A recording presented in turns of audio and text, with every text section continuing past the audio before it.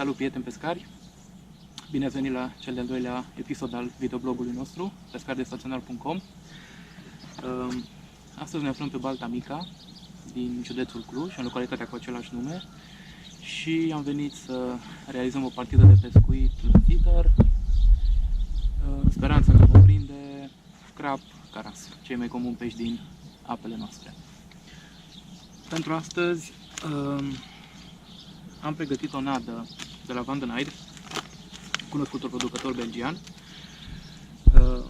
Nada este compusă din 1 kg de Yellow Lake, care reprezintă o nadă de bază. Are o aromă dulce, de napolitană, combinată cu ceea ce mi se pare mie a fi alune. Culoarea este galbenă. Este culoare galbenă. Granulația este medie spre fină. La acest kilogram de nadă mai adăugăm 1 kg de același producător Carasio Yellow. Este o nadă de asemenea cu aromă foarte dulce, culoare galbenă și miros de citrice. La această nadă granulația este o idee mai mare, mai grosieră, însă în funcție de pescuitul pe care îl vom folosi, îl vom face, la feeder sau la metod, avem posibilitatea să sităm nada pentru a elimina granulele mai mari. Cea de-a treia nadă pe care o vom amesteca este Van den Eyde High Pro Specimen, de asemenea galbenă. Este o nadă foarte dulce, ca și aromă, granulație mare și, din ce îmi dau eu seama, mirosul este de căpșuni cu o oarecare tentă de citrice. Granulația, de asemenea, cum spuneam, este mai mare, mai grosieră decât la Carasio.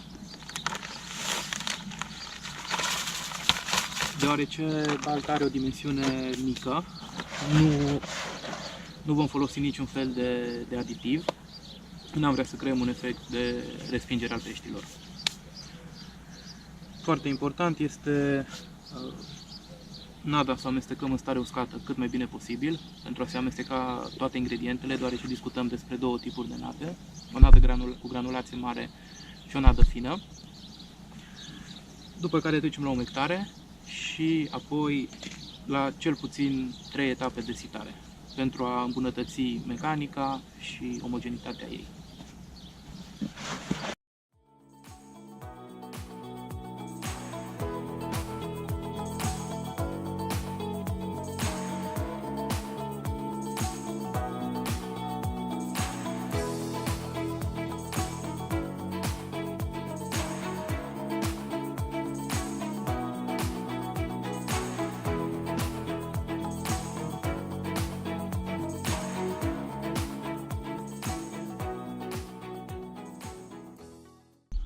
După această etapă de umectare inițială, vom lăsa nada să se odihnească vreo aproximativ 10 minute, după care vom trece la prima sitare și vom continua să adăugăm apă până când obținem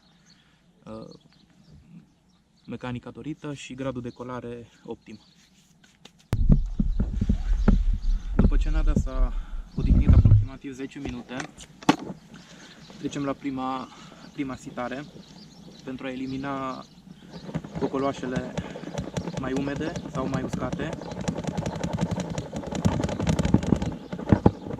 Este obligatorie sitarea pentru a elimina,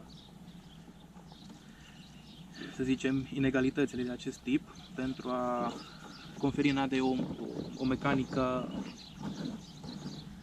aproape perfectă.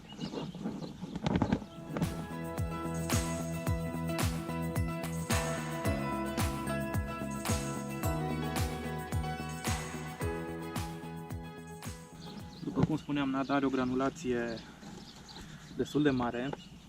După cum se poate vedea, au rămas o serie de bucăți de porumb, fulgi de porumb, bucăți de TTX. Momentan le vom lăsa nadă și vom continua cu umectarea pentru a se umecta și acestea. Și e foarte important să acordăm un timp și mai mare umectării nadei, pentru ca și aceste particule să fie umectate.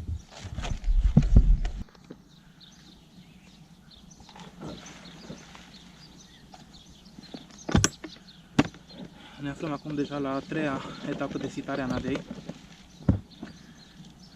Este deja mult mai așezată nada, mult mai bine colantă decât după primele două etape de umectare. Mai realizăm o sitare, după care vom începe pescuitul.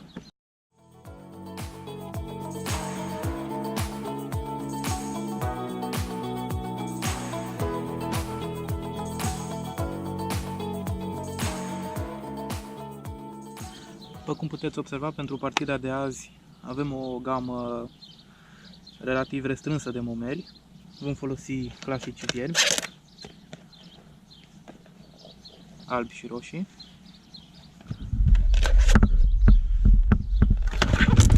Precum și noile pelete, dumbbells, de la Marcel van den Eyde, care sunt disponibile într-o gamă de 6 arome. 3 arome dulci și 3 arome pe bază de pește, crab, ficat sau krill și usturoi. Aromele dulci sunt banană, mango, sweet berry, iar aromele mai puțin plăcute mirosului uman sunt ficat, crab și krill și usturoi. Diametrul acestor pelete este de 6 mm. Ele pot fi folosite atât pe montură cu fir de păr și silicon, cât și cu spike.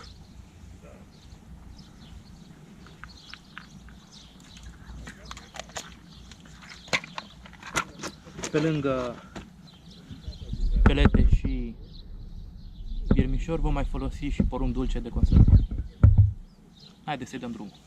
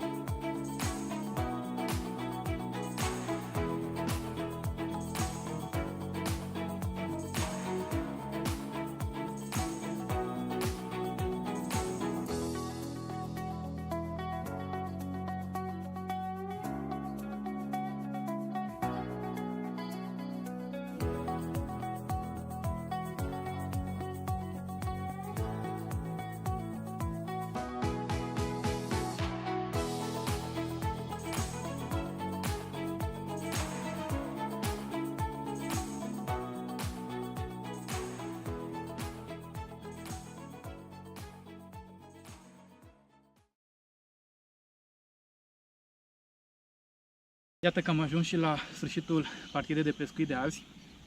În încheiere aș vrea să spun câteva cuvinte. Per total a fost o partidă bună de pescuit. Peștii au fost prezenți pe vad pe toată durata zilei, cu mici pauze de 10-15 minute, dar sunt, cred că, normale. În ceea ce privește nada, am folosit-o exact așa cum am omectat-o și scoasă din pungă. Nu a trebuit să sitez și să elimin particulele mari. Datorită gradului de colare ridicat, nada a putut fi aplicată pe metod feeder foarte, foarte ușor. Cea mai prinzătoare momeală astăzi a fost porumbul dulce, care, din păcate, nu a reușit să facă o selecție a dimensiunii peștilor, dar am reușit să facem o oarecare diferențiere în ceea ce privește dimensiunea peștilor și numărul de trăsături și numărul de prezentări prin folosirea peletelor Van de Night Dumbbell cu aromă de banană și culoare galbenă. Cam acestea ar fi pentru moment. Haideți să vedem captura de azi.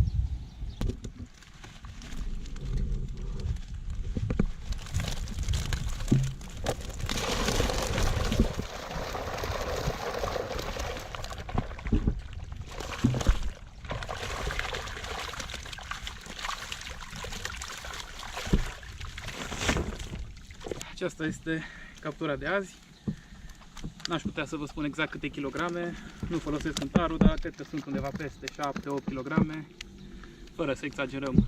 Dar, cum spuneam, o partidă reușită, multe capturi, nu ne-am plictisit, vreme bună și până data viitoare, fir întins.